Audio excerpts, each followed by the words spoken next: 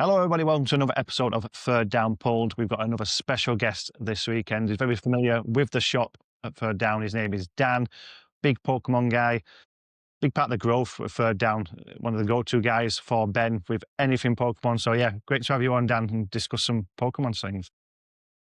Great to be here. Thanks for having me, Jordan. First of all, let's start with your journey with Pokemon. You know, everyone's got, I feel like when it comes to Pokemon, everyone's got such a different journey. How did your journey start with Pokemon cards, or Pokemon in general, should I say? So I think my first starter was probably I'm that old, so I'm going back to '99 when the game was released. I think it was October '99 when the game was released over here. These were the times when people used to buy like Nintendo Power and those sorts of magazines, if you remember. And I just remember seeing it, the build up, and like seeing clips of the like anime and stuff like that, and being really sort of hyped for it. November, baby. November rolls around, Pokemon Blue, and that came in. Squirtle as the starter, and I think that's what kicked it off for me. It was all from there. I cannot tell you how many hours I put into Pokemon Blue to start with, and probably a scary amount of hours into every game since as well. Yeah, we were just saying before we came on that like my first one was like Pokemon Yellow, and that's like kind of what got me into Pokemon. I obviously didn't get into it as deep as you. And would you say that like the Pokemon games got you into the cards? Did you know about the cards when the games came out? I think yes and no. I think it was a collective. I think at that age, you know, it's like when you're a kid, you become almost obsessed with something. Like my things growing up, it was Teenage Mutant Ninja Turtles. I loved Thundercats, and I loved anything Pokemon.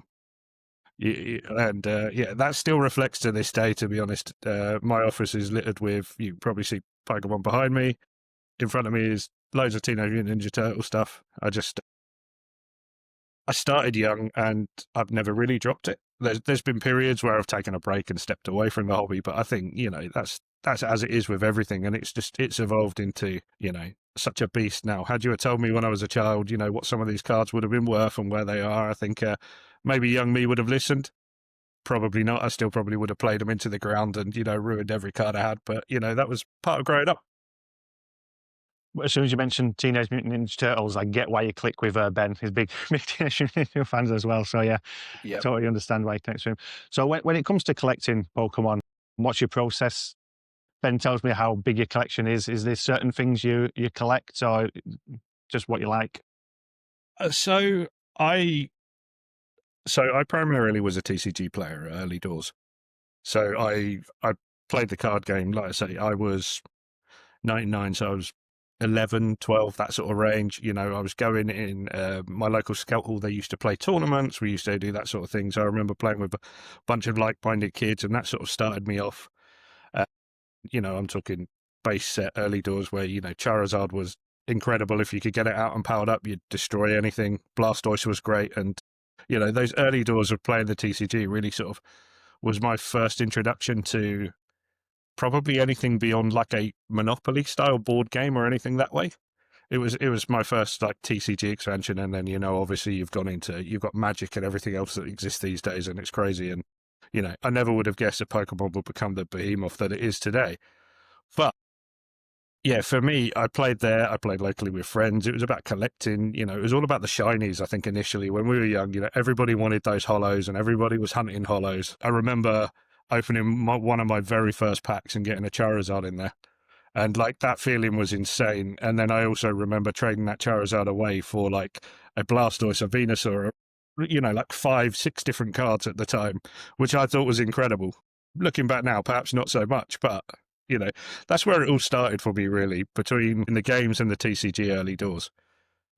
I think collection-wise, I started with master sets. I started sort of trying to build, a full base set, a full jungle, a full fossil, full Team Rocket. And I've still got a bunch of those to this day. And then as more and more cards have released and more things come in, I've been in and out of playing the TCG and not playing the TCG, and then stepping away from, what the meta is, or taking a few years out and not playing it, and then coming back and going like, oh, those cards are cool. And now, now I'm in a point where I'm an adult with a disposable income. I can go back and go, oh, actually, you know what? I really like that card. Let's buy it. Let's pick it up. Let's try and get it. And, that was before I even got into the world of grading and considering PSA and that side of stuff. I just started to build up binders and all that sort of side of the game. Probably a really tough question, but can you describe the feeling of opening one when you were kids and getting the shiny to now, does it change? Are you still feeling like you were when you were There's 11, 12?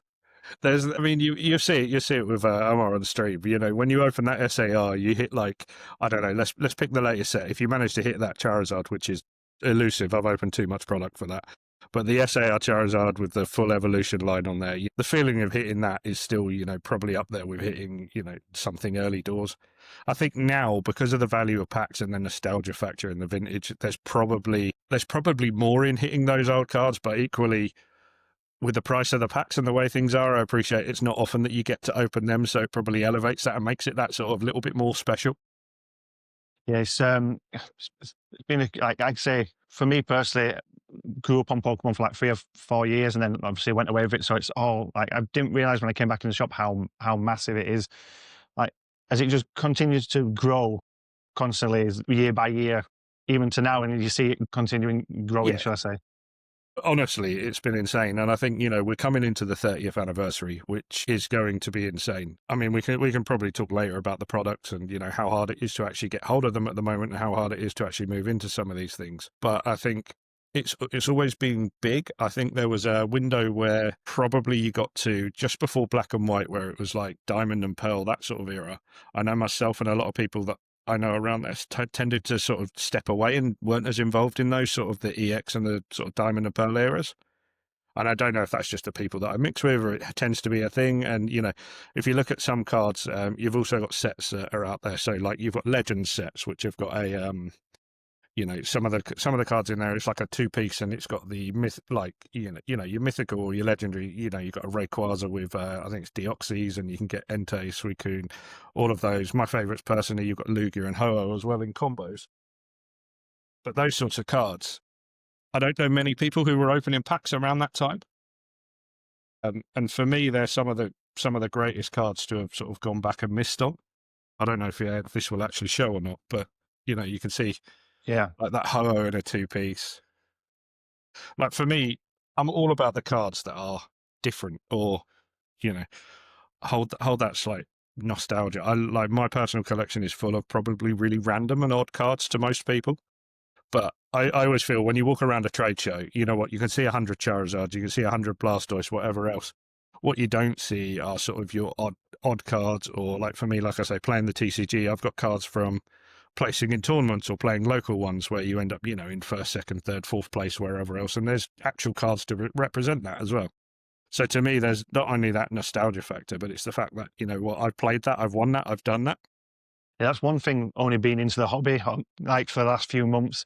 I really appreciate talking to people who just love cards for what they are. If it's like a pound card or £2 card, just like how they look, I really like that. And obviously, by the sounds of like what Ben's told me about you, it sounds you are that type of person as well. Who just, if it doesn't matter the monetary value, if you like the cards, you want that card. Yeah, exactly that. You know what? You can go out and you can chase your Moonbryons and everything else all day.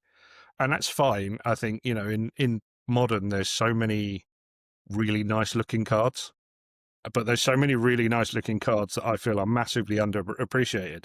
I mean, I don't know how much Pokemon you've seen recently, but lots of the art rares or illustration rares, these sorts of cards are, they're almost mind blowing. They're as good as like full art type things. I mean, let's see, I've got a bunch of stuff on my desk I can see. But anything you pull up, take Piplup as an example. Start a Pokemon. I mean, look at that card. Cute, nice, not particularly playable, but how is a card like that like £3? Less than opening a new pack. It's unbelievable to me. Whereas here, Moonbryon, all the big SARs, the chases, there's so much money in that. But for me, I think at some point the bubble is going to burst. There's just been so many people that have moved into the hobby from other various avenues. I think the obvious one is the people who used to collect sneakers and that side of stuff. Do you think the art of collecting's maybe dying in like Pokemon, where people have, because there's so much product, there's people chasing the big chases? Like I always think back, like, when you want to collect, you collect anything. Do you think that's the person who collects anything's dying because of all the sets coming out, or? So what I see most around me is, I'm still involved in like the local, I say local club over where I work in Milton Keynes. Shout out to War Games Workshop. But those guys, there's loads of kids who are involved who play and want to play the TCG, but it's really hard to stay relevant on the meta when some of these cards, like, I don't know, there's a card called Night Stretcher, which is a trainer, but it came almost a staple in decks. So 4 copies of that, they would have been nothing at one point, but because of the the playability and the way they are and the way that people have sort of got involved in the hobby, that's probably a £7 card now. And how many kids at 10, 12 years old can get 17, 17, 20 quid together for 4 cards that aren't actually the most important cards in your 60 card deck? Just, yeah, for me, I feel it's hard on the younger kids because they're being priced out. Then you've got people who buy for nostalgia and that, and they can't get product on the shelves at the moment. I think they're starting to, and I know people who are like, they're done with it. I know a lot of people who've moved to Korean or Japanese because the print quality, to be honest, is better. Yes, they can't read it, but if they're not buying to play, they don't need to read it, to be honest. You're buying it for the art you can look at. And in all honesty, you cannot beat the Japanese print quality versus, English is okay, but there's a reason that Japanese is so cheap. It's printed in much bigger quantities and it's much better. I think going forward, where I say I think the bubble will burst, I think a lot of what's happening in the high end is a lot of people you've got legitimate businesses who are buying stuff. A lot of traders will be trading with each other. And then I think you've got a lot of people who are probably in the hobby just for a quick buck at the moment. And even at some of the bigger card shows I've been to, there's a number of people that I've seen, and they don't know the product. They don't know what they've got there. They don't know anything there. Most people, they'll know a Pikachu or Charizard. They'll know your big cards, but they wouldn't have any idea if you were to pull out some Neo Genesis or something like that wasn't a big card. And I think for me, that's almost the problem is, that supply is not there and the demand is only increasing. I think at some point that bubble bursts when you've only got people who are holding product or scalpers. I mean, you're even seeing now people are starting to sell product that they've bought at not far off of market price. Whereas if you go back 6 months or so, there was a significant lift above market price in a lot of product. You're always going to have things like UPCs and that will always lift up and will be a bit more. But it's really hard to find that middle ground, I think, at the moment to get there. And at some point, like I say, the bubble bursts. I think the scalpers or the people who are involved just for the money and the profit side, they step away. And then you're back to the people who are here because they truly love the product and they love Pokemon. Yeah. And hopefully, you'll encourage and you get more people playing and you'll be able to do more, with events and the localized things there. Since I've been coming in the shop, I've heard, I hear like Ben and different people telling me certain things, and I'm learning new things about it, especially in the Pokemon world. And there's been a lot of talk about reprinting like certain sets. Recently I think Ben put an article. Ben put an article out on the site. Do you think that's good or bad for the hobby? For me, I think it's good for the hobby because more people getting more product means that there's more people who are able to get in and play the hobby. But that's from a player and a collector's point of view. I'm not in it for profit. I'm not in it for money. I'm in it because, I love the product and this is what I want to do. Whereas I think if you're in it and you're just after big castings that want to, go up in value and over time you can eventually, make a bit of money off them. I'm not sure if that's the right thing. Reprinting for me works. I think the other one that Ben would have put up recently as well was not Microsoft, Pokemon signing the new deal on, I can't remember the campus, but basically they're signing up and they're having a massive printing facility built, and it'll take 3 years. But I think at that point, in 3 years' time, hopefully we'll be able to see it everywhere.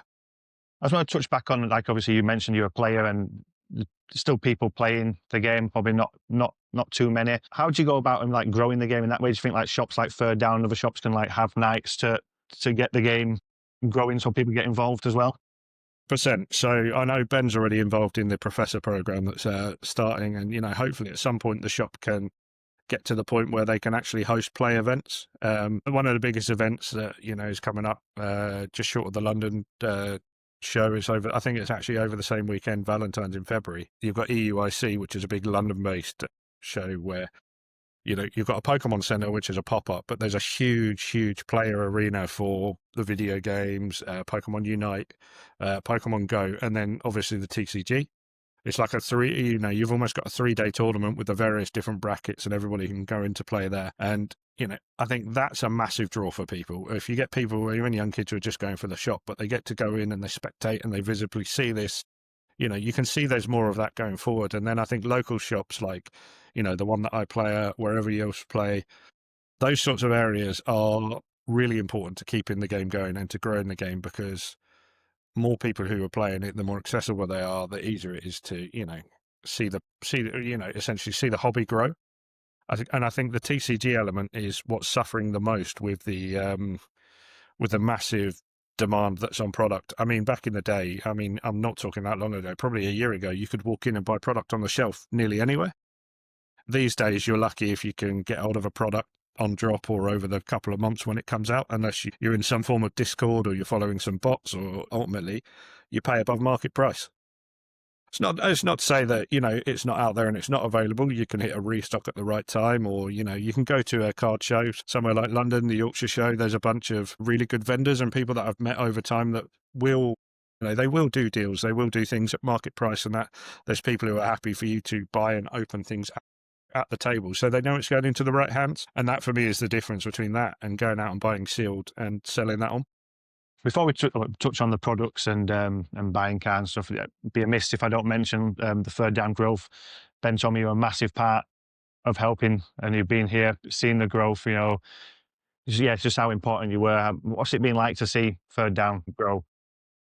It's look, to me, it's crazy. Go back to, I think it was almost pre-COVID when I first met Chris, actually, of the guys, and we were weirdly enough, we were in an NFL like fan group that used to do breaks for like helmets and other bits of merchandise and that sort of thing. And there was a number of us that we got on through this thing and we broke off, and we ended up making our own like group chat. And this group chat's been running for ages. And then one day, one of the ideas was how to, displaying helmets and that sort of thing, what would work, how could you do it? And, third down was almost born from that conversation. And then Chris and Ben obviously started 3D printing. They started to produce the product. And, to see where it's grown to today is crazy to me. I remember going to, I think the first London show I went to, there were maybe 2-3 tables. The last London show we did, we had a whole island. The growth has been exponential.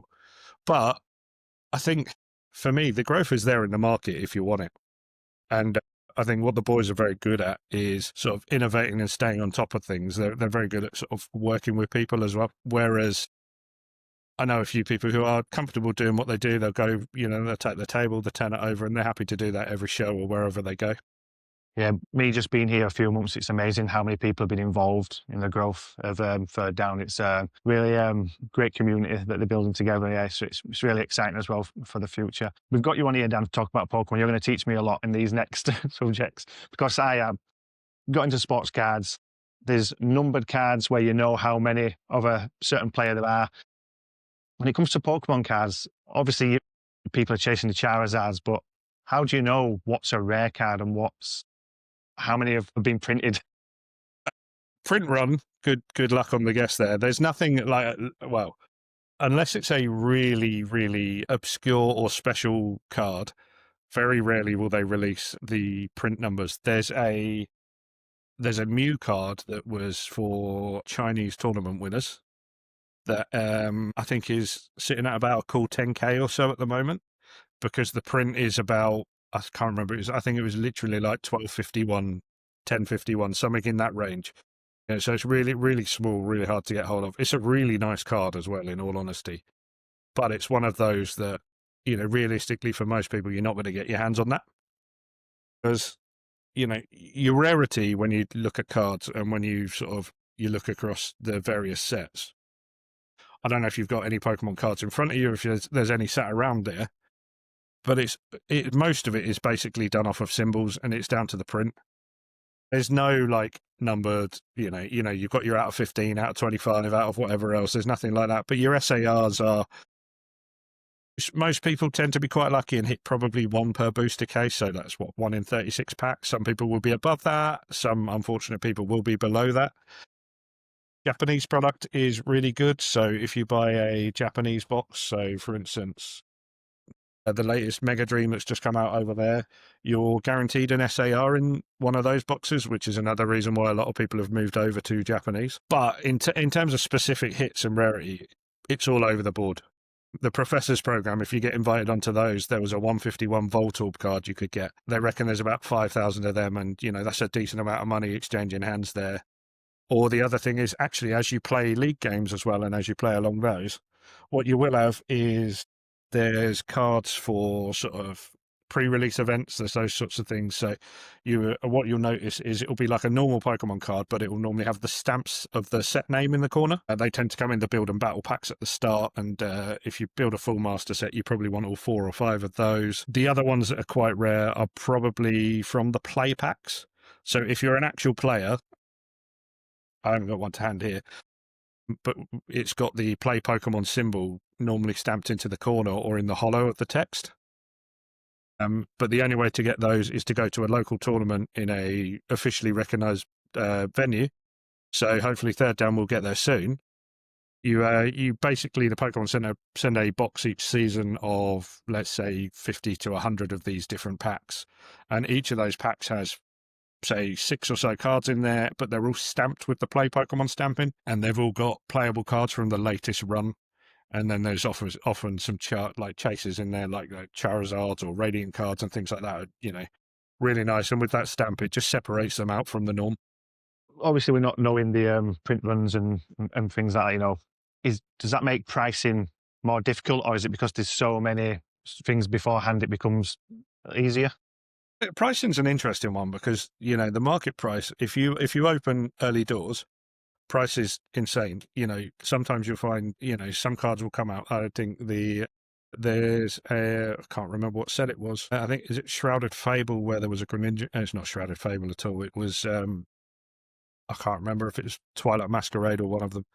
But there's a Greninja card that came out, and it's it's a really cool looking. You've got Greninja in a really artsy sort of multicolored background type thing. And this card is, at release you could buy for 80 quid. You could probably buy it everywhere. And then that's one of the few cards that actually has gone the other way and has probably gone up to sort of, you're looking at 250, 300 probably for one now. Whereas there's cards like the newest, the Charizard that came out, the SAR with the evolution set that's just come out. That one, early doors, I think the first one sold as a PSA 10 for something like over 10k. People were selling it for probably 700-800 quid, and I haven't looked at the price recently, but I know it was down to sort of 350, 400. And then people are hitting it and wanting to trade that in towards more product or whatever else they've got. I think it all depends what you collect. The market price is normally set early because Japan get their sets early. So Japanese prices will normally start about here. And then as the English set comes out, the Japanese prices will slowly reduce. And to the point where, for Mega Dream, for example, we're really close to the release over here now. So the next set is Ascended Heroes. So just in the new year, when that set releases, the cards from Mega Dream in Japan will probably hit their rock bottom, and then they'll slowly move back up or move to wherever they are. The English ones will be a little bit more expensive, but the English sets and the Japanese sets, Korea, wherever you buy from, they don't always match up either.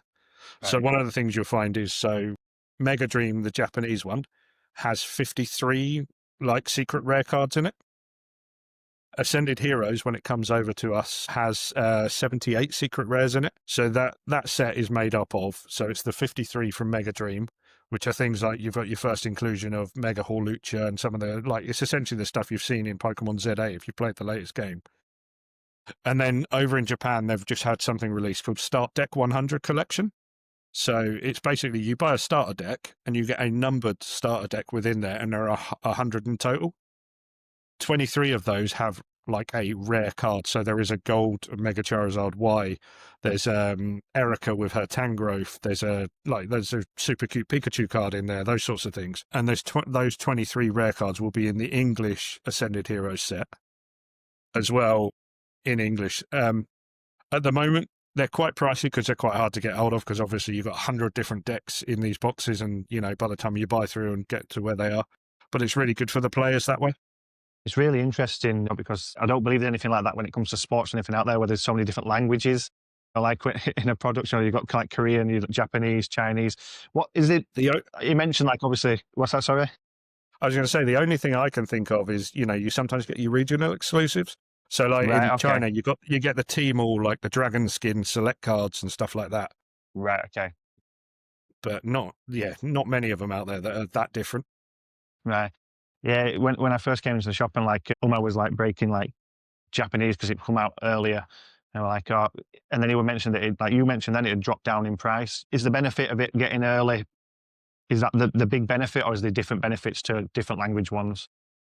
I think if you get in early, if you're looking to maximize profit or do something that way, get in early, get what you want, move it on as quick as you can. Because for me, for instance, if you hit that Charizard early doors and you're talking 700 quid for it, you sold it at that point, and you can now pick that up for half that.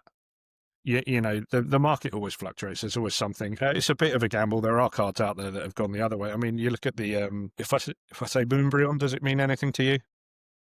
Definitely not for me. So it's As a probably non-Pokemon the guy. biggest modern card from Evolving Skies. So it's Umbreon up by a clock tower, big turquoise background. Everybody loves it. I think it's massively overrated myself.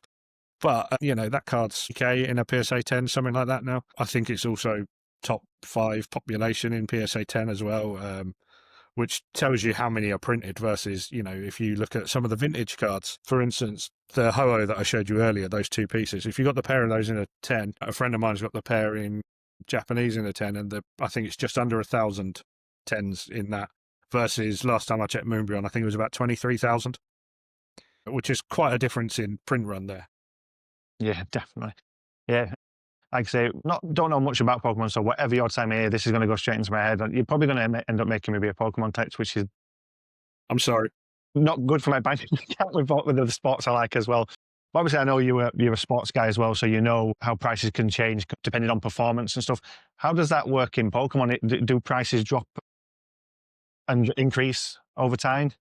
So you've got a safe bet in terms of increase on, you know, popularity.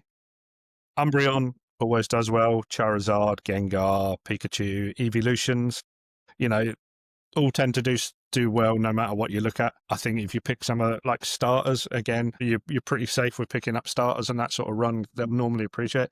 I think if you're picking really, really obscure Pokemon, I mean, if you were to pick up things like, I don't know, Delmise, Bramblin, you know, the sorts of Pokemon that somebody probably has that as their favorite Pokemon and they probably collect them, but there's not a world of people out there who are like, oh yeah, that's instantly recognizable. Whereas most people will see a Pikachu, and I think, and even knowing nothing about Pokemon, will know what Pikachu is.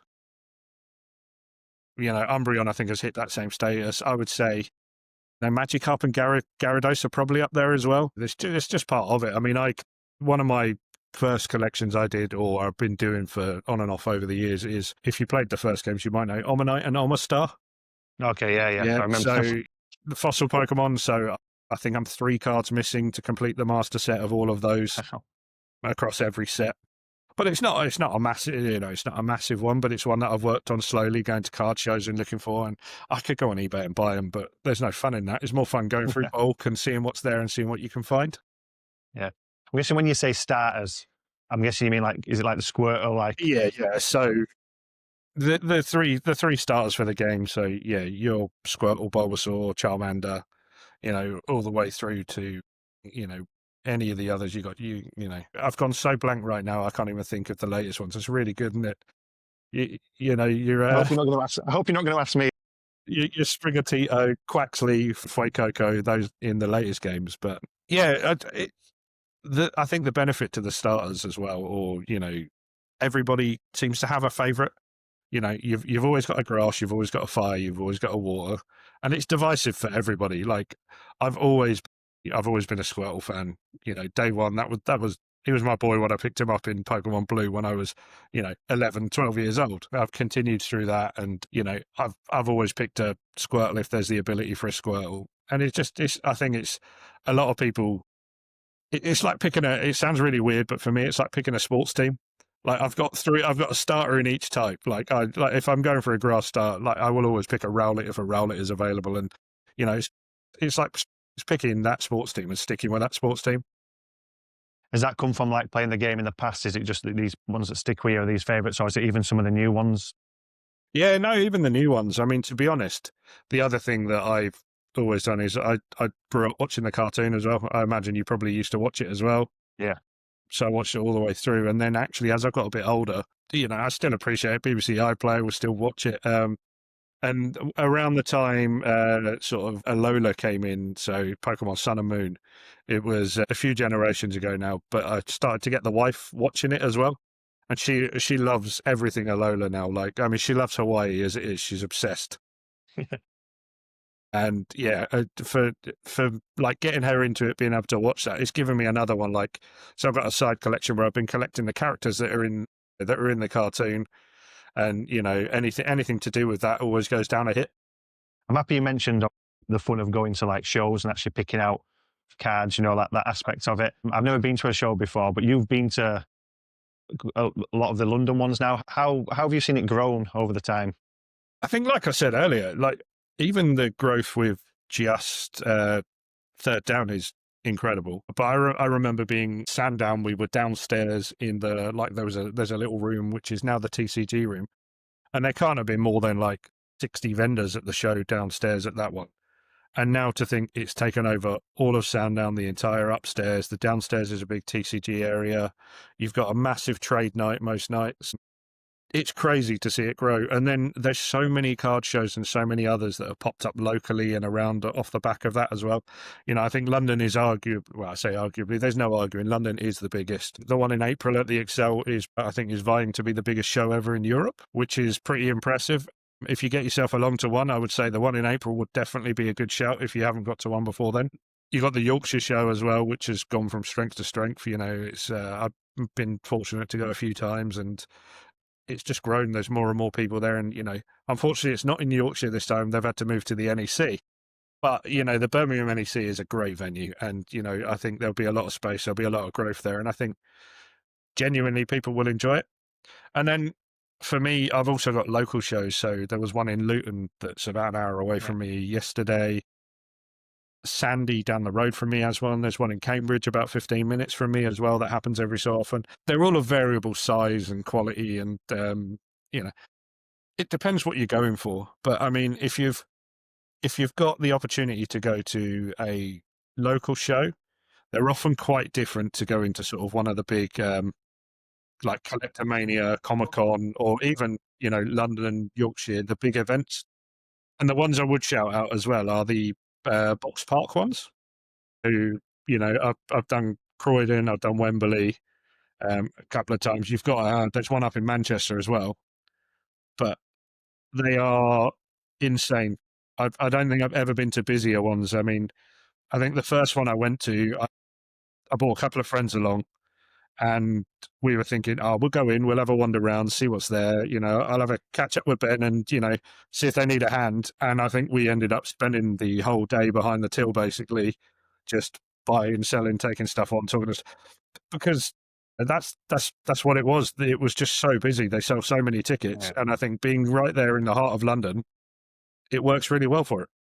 Definitely on my bucket list to get to a few this year. Is there any vendors that you've bought from Pokemon wise that you would recommend? Yeah. I mean, one thing I'd say is the Pokemon community is massive. There's, when you go to these shows, you walk around and you'll see a lot of people. You'll see some people who are the same sort of people. You'll see people who are new vendors, and at the Yorkshire show last time we met a new vendor who isn't actually based too far away from you guys, and he was a nice guy. And then I think there's those mainstays and consistencies and those people that you see at every show, and you build that rapport up, and you start to, you go through that thing. And I mean, I've been lucky. I've made some really good friends. There's people who will always look after you. You can get, you can make a really good deal. People like someone like Snow's Poker Store. So Josh, the boys do a bit of work with him. We do some dealing with him here and there, and there's always stuff there. Brilliant guy. Him and his other half, they'd come along, they do every London show, they do loads of other shows, but they're in it for the love of it as well. I can't wait to see him actually next time I see him, because he went over to Chicago and he's buying up a load of stuff over there. So I can't wait to see some of what comes out the back of there. And then, there's other people. There's people that are so generous in the hobby as well. That's the other thing. I think, I mentioned the Omanite collection. It's a bit of an odd one. There's not many people who are out there. But as you talk to people and people understand and know what you're after, I've got there's a guy, Sam, who runs Kabuto cards. He's based over in Stevenage, so he's not too far from me. But again, top guy, he again, knows what I collect. And if he comes across anything, he puts it, like he's put it aside, or he's given me a couple of bits, and he refuses payment for stuff like that. And I'll always point people towards him and say, look, he's a really good guy to do deals with.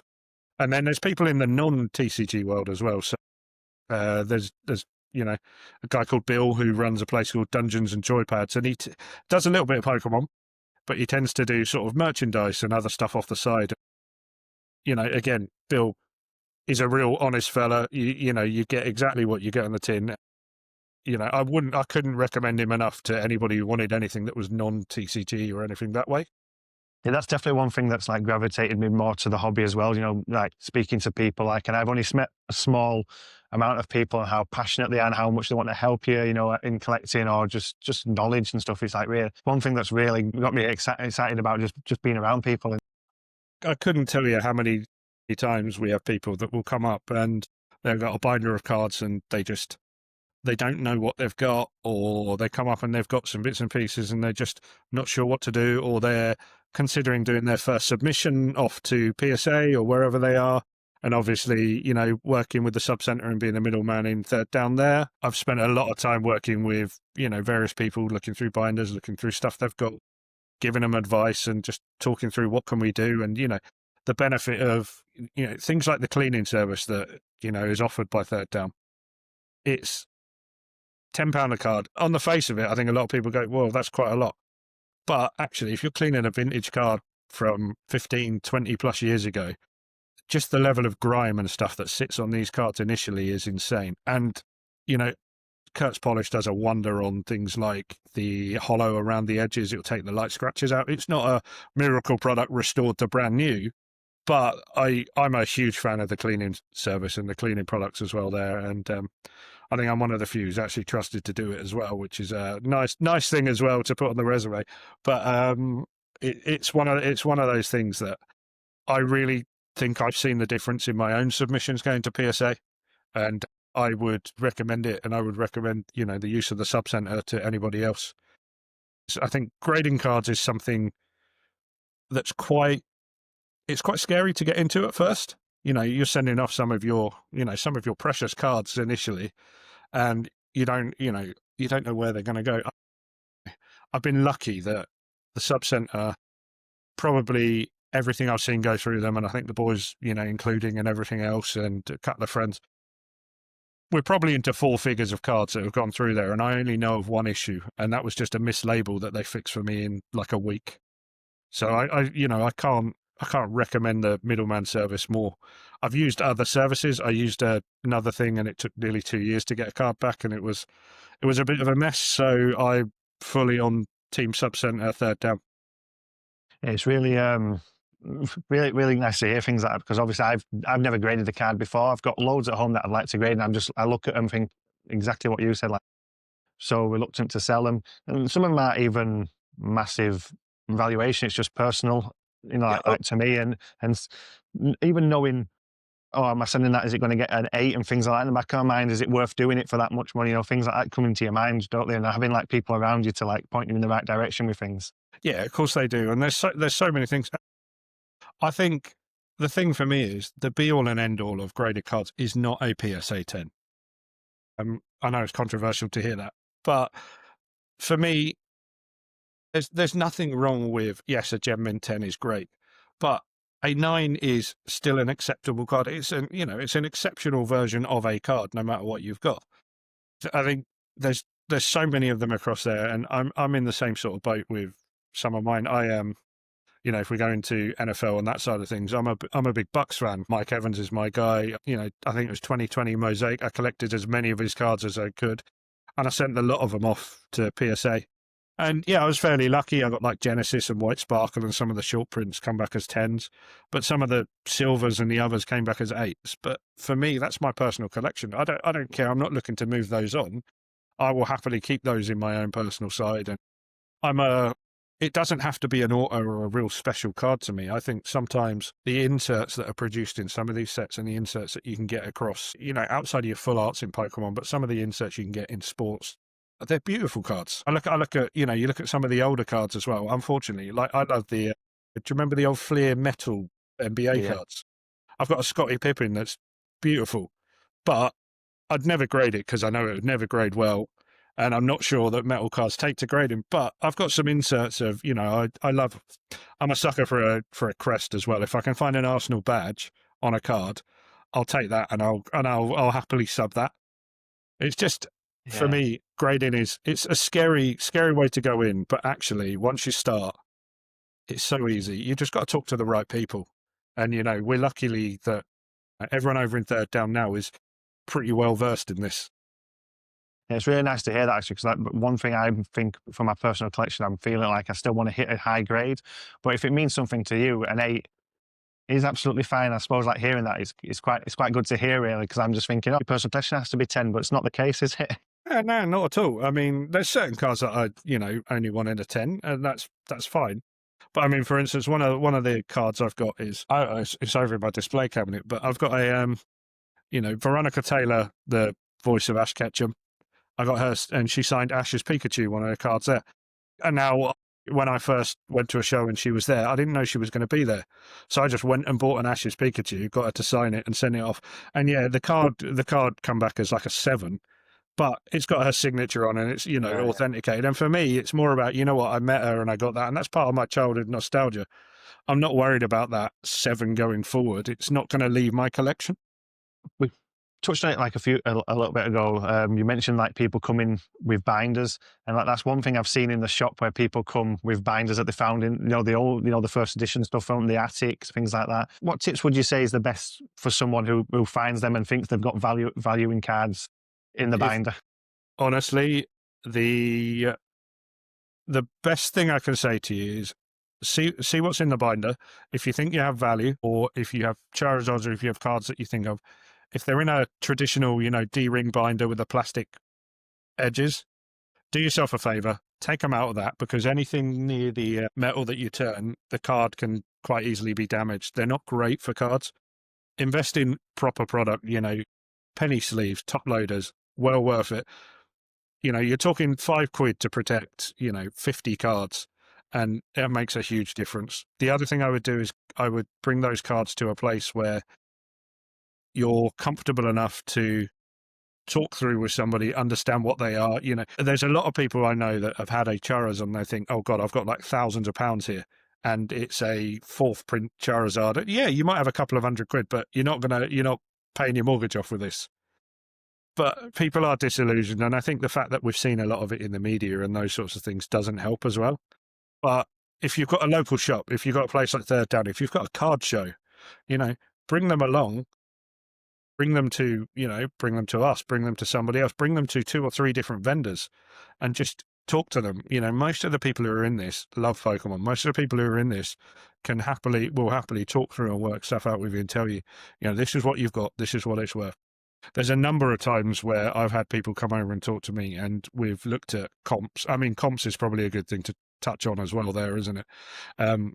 But who've come over with a binder and someone has said, oh yeah, someone's offered them X amount for this, and they're like thinking about it. And then, you look at the comp and they're being offered like 30% of what the actual card is. And for me, there's people who will happily take that because they don't know any better. And I think the education piece is what's there. Comping, there's so many different ways you can comp a card. I think the easiest way for me would say, find your card, find the same card on eBay if you can find one.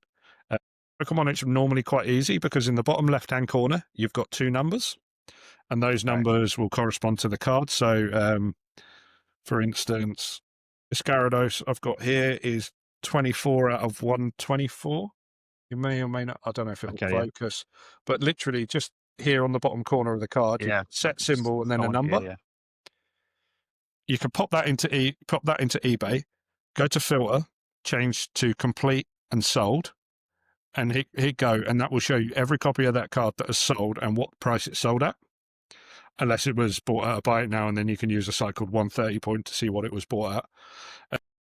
But normally you can find a good comp because there's normally multiples of all of these cards that have been sold over time, and you can work out, okay, so the last 3 solds were 200, 190, and 202.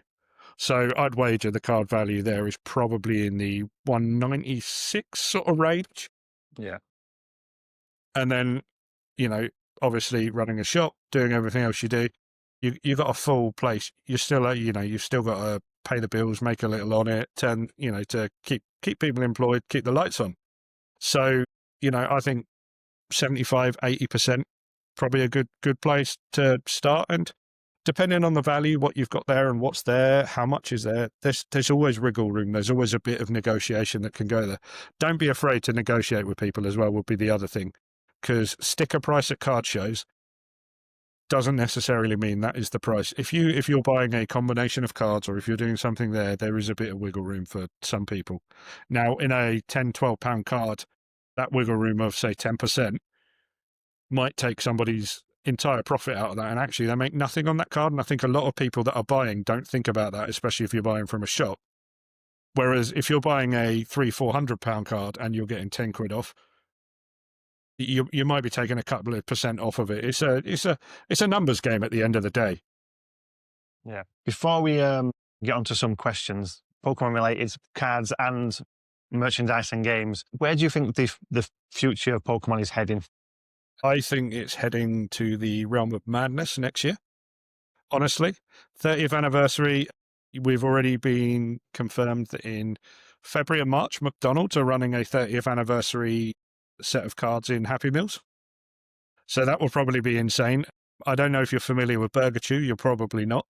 So in Japan, over a weekend, they were giving away a Pikachu basically eating a burger with a McDonald's stamp on. Right. There was so much food wastage left all over the streets and everywhere else for these cards, and it's now the most submitted, most PSA 10 card, I think, of all modern print.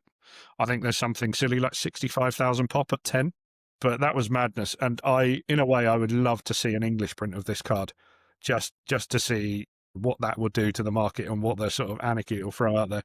But there are products that have been announced. That there's a 30th anniversary box that's coming out with, I think it's got some mega packs and bits and pieces in.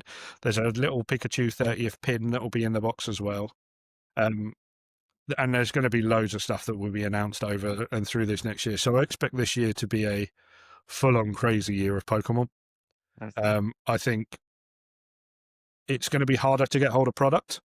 I'm hoping the Pokemon Center take note and print and do different runs, and they provide as much product as they physically can. But I still think demand will outstrip supply by some number. But that's my own opinion. Maybe it won't happen and they'll be all over it. That's my only little few Pokemon cards I've got is from a Happy Meal from one of my son's Happy Meals. Still got them. I'm guessing loads of people have got them, but I'll just keep all of them anyway. You never know. No, they're cool. Honestly, you go back the 20th and 25th anniversary cards, they're really cool. So let's move on to some questions. We've got some really good questions going in, not just on Pokemon cards. We've got Pokemon in general. We know you're a big Pokemon fan, Dan. So the first one was, I haven't played Pokemon games since I was 10 years old, playing the red one on my Game Boy. Is it actually worth trying to get back into the modern games, or is it too complicated with over 1,000 monsters? The way I would look at it is, when you first started Red and Blue, how many of the 150 did you know? Was that overwhelming at the time, thinking there's 150 Pokemon here?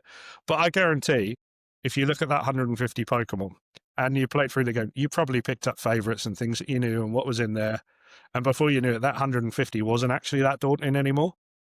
The new games, I would say, follow the exact same structure. You've got the same stuff. I would say the modern games are a real improvement. You've got the spin-offs to the series. So if you wanted a modern game that is not scary in a way, the Let's Go Pikachu, Let's Go Eevee on the Switch, really good starter back into Pokemon. You're essentially playing Red and Blue again. It's got some easier catching mechanics. It's got some sort of simpler bits there, but you can battle and everything else. But that's a great place to start, I think, if you were worried about where to go. I think if you wanted to move forward, depending if you wanted to play the back catalogue or if you wanted to play brand new, you could pick up Legend ZA as a sort of spin-off game and play that. You could pick up, I liked Sun and Moon because I thought they were actually interesting. And the Ultra games, there was more of a challenge in them than any of the others. Black and White are both I'd recommend as well, going back to those. But ultimately, you're following a very similar format in a lot of the different games. The Pokemon, you will find favourites no matter what generation you look at. I think this is the benefit. If you took a list of 100 Pokemon in each time, if I gave you 10 lists of 100, you could look through them and I asked you to pick 3 or 4 that you like the look of. you could easily do that from looks alone, and then actually as you play the game and you build on and you go through, you become entwined. And sometimes what I like is it's the Pokemon that you don't expect to be really good that turn out to be great. I feel like this goes perfectly segue into the next question. Someone asked, be honest, is the Gen 1 bias real? Are the original 151 actual better designs, or are we all just blinded by nostalgia? So this is a controversial one, isn't it? I think the problem is the 151 designs, sure, great. There are a lot of them are iconic, and there's a reason for that. But if you stopped at 151, you wouldn't see the likes of Umbreon, you wouldn't see the likes of Fuecoco, Lucario, Cerulege, these really big Pokemon that people love. You wouldn't have had those if it was just for the 151. And I think I can see the other side of the argument, because you know what, for every Charizard, you've got Bramblin, which is basically a bit of tumbleweed, or you've got, Vanillite and the Evolution Saint, which is an ice cream. Trubbish is literally a rubbish bag with eyes and arms that evolves into Garbodor, which is basically garbage odor, and it's a big rubbish bag with like a cannon on one arm. It can be a little on the nose, and I think that's a little bit with the transcription, the way it is. But you know what? For every bad design, there's probably 5 great designs. And for me, the thing I would say is, from watching the cartoons and stuff, actually some of the starter Pokemon that I had no interest in at the start, it completely changed my opinion. So Horizons, the new series, actually it's decent. It's not a bad watch. Character Roy there has a Fuecoco, and he's great. So much personality comes through in the cartoon, and for me, that's where, okay, I gave it a run and played with him in the game. And actually now Skeledirge, the final evolution, is probably one of my favourite Pokemon that I've used in the game. I guess all the different Pokemon, there's that many, there's so many people that have different favourites as well, which makes it more interesting when you're talking to people about cards and things like that. Yeah, I think everybody will have a favourite, or a small selection of favourites. Like, you probably think back to when you were playing Yellow, and there's probably some there that you're thinking, actually, there's a couple of Pokemon that I used, or if you were to go back and play again, you'd probably pick up and use again. And I think, for me, No, go on, sorry. No, go on for you. I think for me it was always Hitman-chan, just because I used to love Jackie Chan films back in the day, and like Hitman Lee and stuff. It was that time and stuff. I loved like Bruce Lee and stuff, and things that were like, oh, they've named a Pokemon after like some actors and martial art actors I like. It was brilliant. Well, funnily enough, Hitmonchan wasn't actually named after Jackie Chan. Was he not? No, it's the way it's translated across from Japanese. He was actually named after a Japanese boxer that was essentially untouched. And Hitmonlee is not Bruce Lee either. Again, it's the way it translates across from Japanese. But they're based off of 2 Japanese fighters that are like legendary over there. But nobody would have ever known that going back 20 years, would they? Like, it's only the power of Google, and I think some Instagram shorts that I've seen that have shown me that. And I thought, wow, did not know that myself either until a couple of years ago. I mean, I'm like blown away by the facts, but I don't know if I'm hurt at the same time as well for not knowing all these for so many years. But yeah, great knowledge. Great knowledge. I'm so happy that you're correcting me. I didn't want to go into a room and start saying that, so I'm glad we've sorted that now. If anybody corrected you on that, I would take a dim view on that person, in all honesty. But no, like for me, I'm the same. Like, in terms of favourite Pokemon or Pokemon I'll always pick up, like I've got a soft spot for certain Pokemon. So there's like Aggron, if you're familiar with. So it's like a big metal dragon. It starts as like a little Aeron thing, and I basically, when I played TCG sort of at my most competitive level, I played a Mega Aggron deck. So I've always been sort of really close to that. And that's one card I'd love in my PC, as there's a full art Mega Aggron from, oh God, it's in Primal Clash. I would love that in a 10. I've subbed 4 of them so far, and my highest is a 7. But I will always pick one up if it looks clean, and I will hope that one day I will get that. And then there's a couple of others for me, like I'll often always pick up a Magikarp or a Gyarados, and I'll often, I'll pick up Lugia if Lugia is available.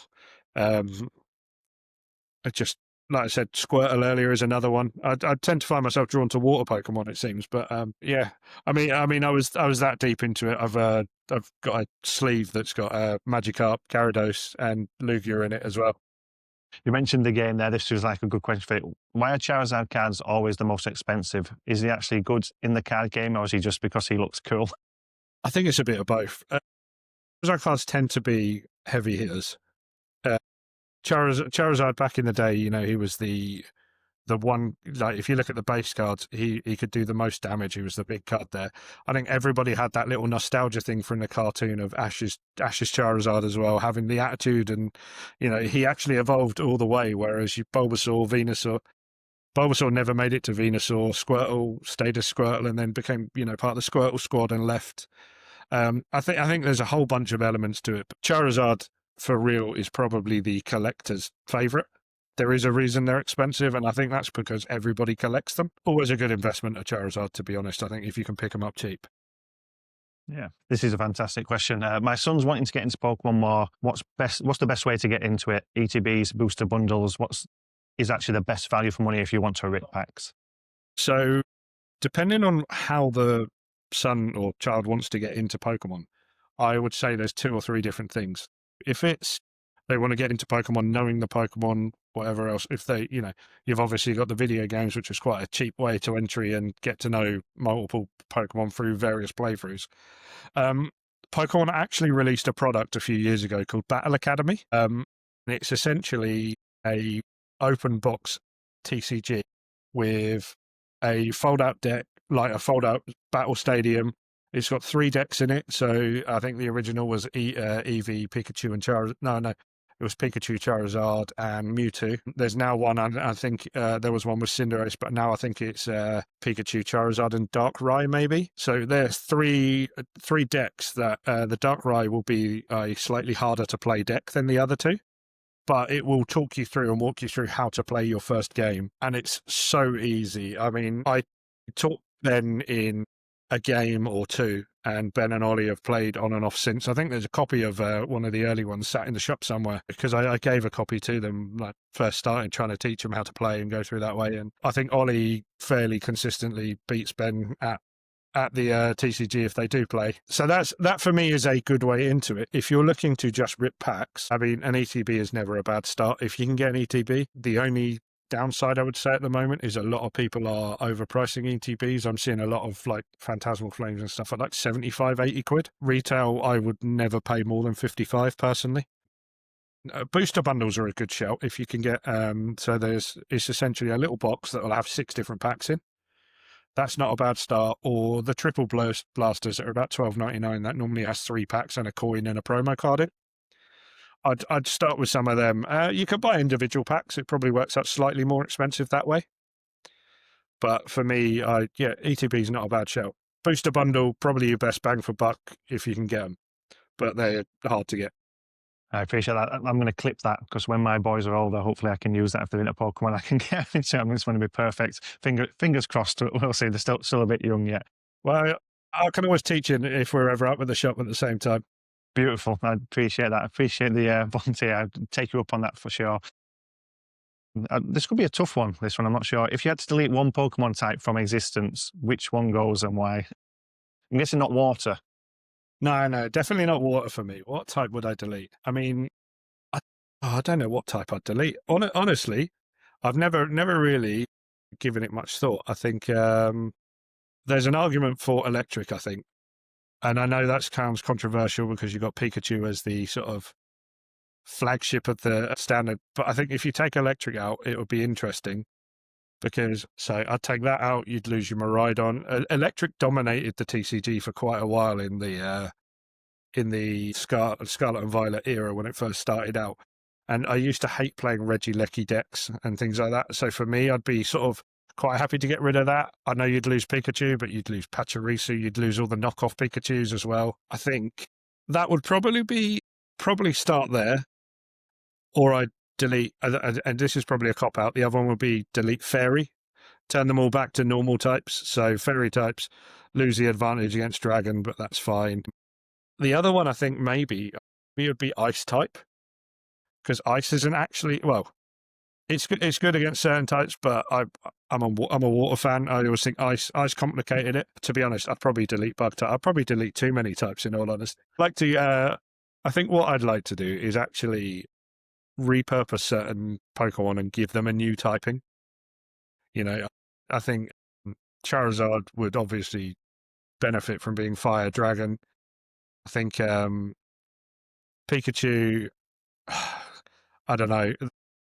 For me, the biggest problem with deleting a type is there's probably a couple of Pokemon in each type that I actually really love or I really like to play with. So I'm going to settle with Electric and just go Electric. And this final question, this could be a tough one as well on what we've gone before. What are your best 3 sets in Pokemon? Best 3 sets, as in the TCG. Yeah. I think there's probably 3 different avenues for that one. So you've got, in terms of your 3 sets, I think in terms of iconic value and sort of the nostalgia thing, you got base set, Charizard, it's the foundation for the entire TCG, everything there. I think after that you had Neo Genesis, which introduced all the Johto Pokemon, baby Pokemon, Lugia, that side of things. And then you got Hidden Fates in 2019, which was sort of shiny Pokemon. So you had baby Pokemon, shiny ones. You had Articuno, Moltres, Zapdos on a 3-bird card. There was Jesse and James. There was a Charizard GX, which was the black Charizard.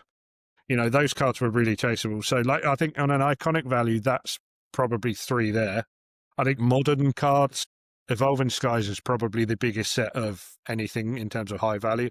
The Moonbryon that I mentioned, there's a big Rayquaza, there's a Noivern in there that looks like Batman dropping down from a skyscraper. It looks incredible. It notoriously had terrible pull rates, a horrible set to pull in, but that's the reason why I think it's up there as one of the biggest modern chasers. I'd probably say Crown Zenith in modern as well. So it was basically the end of the Sword and Shield era. You had lots of art cards, there was gallery cards, and then you had Radiant Pokemon as well. So these were introduced. You could have 1 in your deck and they had an ability, whatever you used. I loved Radiant Blastoise. Radiant Charizard was really playable for a long time. And then I think in terms of modern, the other one, and this builds entirely off the nostalgia factor, is I think 151 is a massive modern product. I think lots of people will have that behind. Lots of people will have that sealed and put away at the moment. So, you've got the Blastoise in the water with, if you ever see the Japanese copy, the holo effect on it is a bubble around Blastoise rather than just a normal shine. It looks incredible. You got the Charizard cards, the 3 sit together and make like an art set. So that's probably the top 3 in terms of sort of modern chasers and stuff. But for me, I think personally, my top set would be Primal Clash. And like I said earlier, when I played a lot, it was that nostalgia factor of going back, and I played a Mega Aggron deck. The full art Aggron card that I'm basically desperate to get a 10 in, that card sits in that deck. So I will always look at that. I mean, it introduced, there was cards in there. You had Wailord, you had Primal Kyogre, Primal Groudon. There's some really, for me, there's some really top cards in there. And it's just that nostalgia factor hits hard for me from that set. It's a set that I sort of probably should master set, and I might take that on as something to do over the next few shows and things that way to see what I can do. I think so that'd probably be my top. Then I'd probably say Neo Revelation. So Neo Revelation has got the big cards in there. There's a Shining Magikarp and a Shining Gyarados. Beautiful cards. I'd love the Shining Gyarados as well. It's not a cheap card, but it's a really nice card. You've got so the legends. So you've got the 3 dogs are in there, Ho-Ho's in there, Luger's in there, Celebi. There was an Ampharos in there that was really overpowered at the time as well. It could draw energy based on the attack as well. That for me is a really nice set. I wouldn't say it's slept on because it's a bit of a vintage set and everybody loves it, but I definitely would like a few more cards out of that set personally. Base set is probably an easy third to go for, but I think I'd probably go for maybe a set like Shining Legends. So I think it's a little bit slept on. So you have Shining Mew, Arceus, Rayquaza, Volcanion. These are they look like a normal card, but the holo is actually in the Pokemon themselves.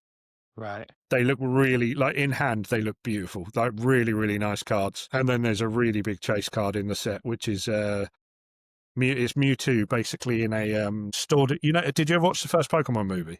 Well, yeah, that's the only. Yeah, that's my time basically. So Mewtwo in the tube, when he's in that test tube type thing. So there's a card, a rare card in this set that is like a full art of Mewtwo in that tube. often called Mewtwo, and that's a beautiful one. I think that set is a little bit slept on, with the exception of that card. So yeah, so mine, I'd probably say Primal Clash, Neo Revelation, and then yeah, Shining Legends. All right, I appreciate that, Dan. That's some unbelievable knowledge. So good to have you on. I feel like we've only just scratched the surface on it as well. So we'd have to 100% get you back on again and discuss everything else that we just didn't have time to talk, because I feel like it's a never-ending subject, Pokemon, to talk about. That's the problem. It's such a vast product. You got 30 years worth to talk of. It's crazy, Yeah. and there's a reason it's the biggest franchise out there. We really appreciate you coming on, Dan, and your enthusiasm for Pokemon just transgressed through the screen. It was brilliant, and look forward to maybe seeing you in person in the show very soon. Yeah, no, I appreciate it. Good to see you soon as well. Appreciate you jumping on. See you soon. Cheers, Jordan.